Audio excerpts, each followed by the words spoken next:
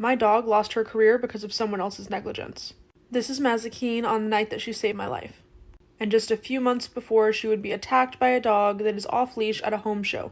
A demo dog for a company called Dog Training Elite who had an off-leash, unmuzzled, dog-aggressive dog at their event. The dog rushed her, grabbed onto her neck, shook her, lost its grip, re-gripped, and bit down again. I got no justice for her. Animal control and the local police passed it back and forth, not sure whose job it was to enforce the law on damaging medical equipment. Because legally, that's what she is. That's what she was. I took her to the emergency vet to be looked over for her injuries, and only after I called the owner of that franchise and told him I was going to go to the media if they did not produce the other dog's vaccination records to make sure he was vaccinated and pay for the emergency vet visit, that I was going to go to the media. That's when he decided he would pay for that vet visit. I had a GoPro on her that day. It was there on that handle that you can see, where the cardiac alert service dog bag is. I had been recording at the home show all day and my battery was running low, which is why we were leaving. As we finished up our activities, the battery died. When we got to the exit where the booth was with this dog, that we could not exit the event without passing, the dog rushed us. And my camera had died back when we were finishing our activities.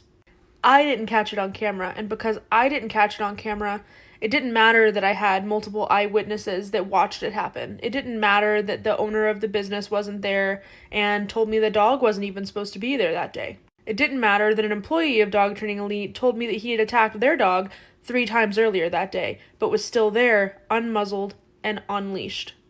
That it was an accident that he was left out of his kennel to have a water break and was not restrained in any way, shape, or form.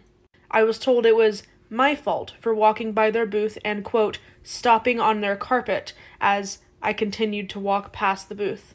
At the time that the dog's teeth reached Maze's neck, she was already in front of the other booth, further towards the exit.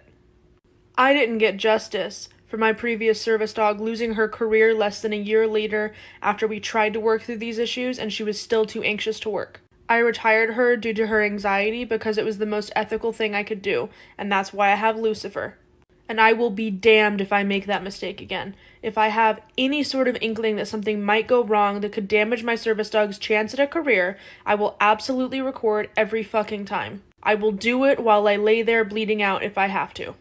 Not to mention, pulling out a phone, hitting record, and setting it on your lap does not take a lot of energy.